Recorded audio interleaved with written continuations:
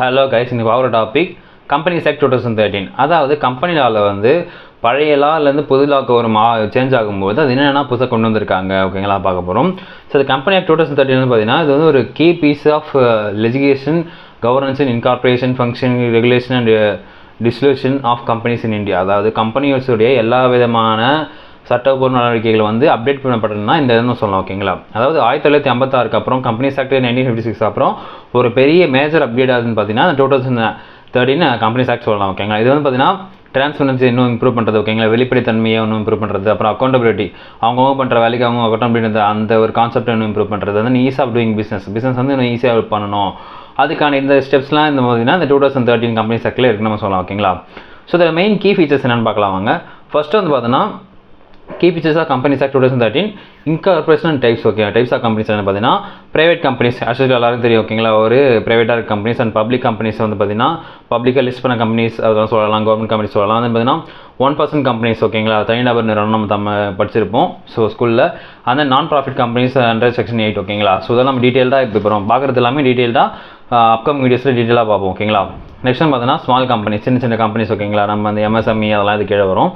So CSR corporate social responsibility என்னென்னு பார்த்தீங்கன்னா மேண்டரி CSR companies meeting செட்டின் த்ரெஷோல்ட்ஸ் ஓகேங்களா. அதாவது சிஎஸ்ஆர் வந்து மேண்டரியாக இருக்கும். பட் நம்ம சிஎஸ்ஆர்னு தெரிஞ்சது பார்த்தீங்கன்னா சிஎஸ்ஆர்ன்றது ஒரு ஆக்டிவிட்டி ஓகேங்களா, ஒரு வெல்ஃபேர் மாதிரி நல்ல விஷயம் பண்ணுற மாதிரி வச்சுக்கோங்க.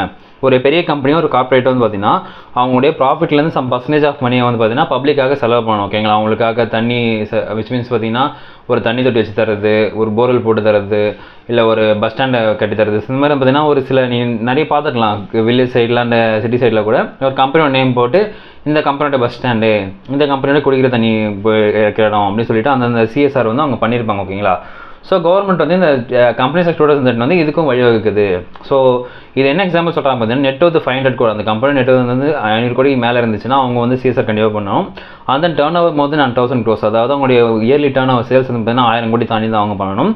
அந்த நெட் ப்ராஃபிட் ஆஃப் 5 crores 5 கோடி ரூபா அந்த நெட் ப்ராஃபிட் கிராஸ்லாம் போக செலவெல்லாம் போக நெட்டு வந்து 5 கோடி இருந்துச்சுன்னா அவங்களும் பண்ணணும்னு சொல்கிறாங்க ஓகேங்களா.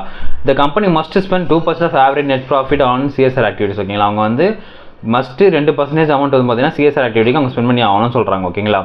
அந்த பார்த்தீங்கன்னா board of directors. So board of டைரக்டர்ஸை பொறுத்த வரைக்கும் பார்த்தோன்னா ஸோ இதில் வந்து நமக்கு மினிமம் இத்தனை பேர் இருக்கணும், மேக்ஸிமம் இத்தனை பேர் இருக்கணும்னு சொல்லிட்டு நமக்கு ஒரு அளவு செட் பண்ணி கொடுக்குது. எந்த இது பார்த்தீங்கன்னா இந்த கம்பெனிஸ் ஆக்ட் 2013 நம்ம சொல்லலாம் ஓகேங்களா. So introduction of concept of independent directors ஓகேங்களா. அதாவது இண்டிபெண்டன்ட் டைரக்டர்ஸ் பார்த்தீங்கன்னா அவங்க இண்டிபெண்டாக ஒர்க் பண்ணுவாங்க, யார் கீழே இருக்க மாட்டாங்க ஓகேங்களா. பர்டிகுலர்லி இந்த லிஸ்டட் கம்பெனிஸ் ஏன்னா மக்கள் வந்து அதில் ஷேர்ஸ் இன்வெஸ்ட் பண்ணியிருப்பாங்க, ஷேர்ஸ் வாங்கியிருப்பாங்க, அவங்க ஷேர் ஹோல்டராக இருப்பாங்க. அப்படின்னும் போது அங்கே வந்து இன்னும் கவர்னன்ஸ் இம்ப்ரூவ் பண்ணப்படணும், டிரான்ஸ்பரன்சி அதிகமாக இருக்கணும், யாரும் வந்து யாரும் கண்ட்ரோல் பண்ணுற மாதிரி இருக்கக்கூடாது இல்லைங்களா. ஸோ அதனால இண்டிபெண்டன்ட் டைரக்டர்ஸ் வந்து அங்கே இன்ட்ரோடியூஸ் பண்ணிடுறாங்க. And then auditors. ஸோ இதில் வந்து பார்த்தீங்கன்னா rotation auditors to maintain independence ஓகேங்களா. ரொட்டேஷன் மாறி ஆடிட்டராக இருக்கணும். அப்போ தான் பார்த்தீங்கன்னா அங்கே இண்டிபெண்டன்ஸ் இருக்கும். ஒருத்தவங்க வந்து ஃப்ரெண்டாக இருக்கிறது இல்லை அவங்களுக்கு ஹெல்ப் பண்ணுறது அந்த மாதிரியான கான்செப்ட் இருக்காது ஓகேங்களா.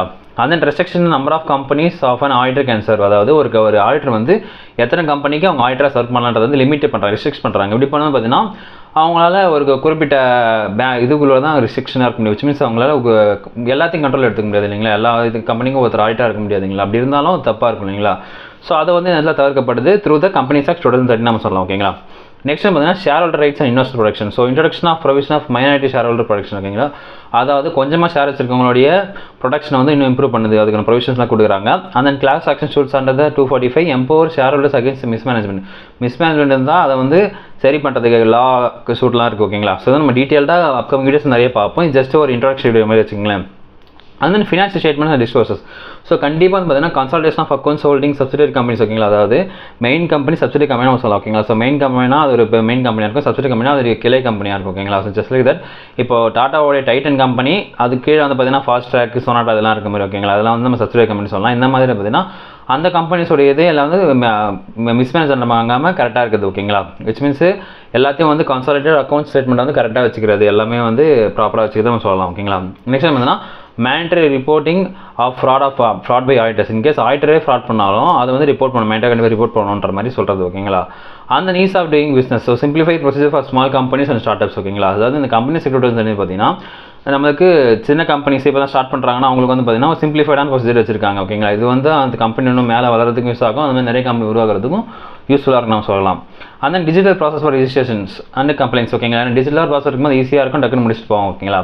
நெக்ஸ்ட் கீ பொசிஷன் பார்த்தீங்கன்னா செக்ஷன் 2/20 என்னன்னு பார்த்தீங்கன்னா define the company as a separate legal entity. அதாவது கம்பெனின்றது ஒரு தனிப்பட்ட ஒரு லீகல் பர்சன் நம்ம சொல்லும் பார்த்தீங்களா டெஃபினேஷன் பார்த்துருப்பீங்களா. ஸோ ஜஸ்ட் லைக் தட் இந்த செக்ஷன் வந்து கம்பெனின்றது ஒரு செப்பரேட்டான லீகல் என்டைட்டி, தனி நிறுவனம்னு சொல்கிறாங்க. ஓகேங்களா.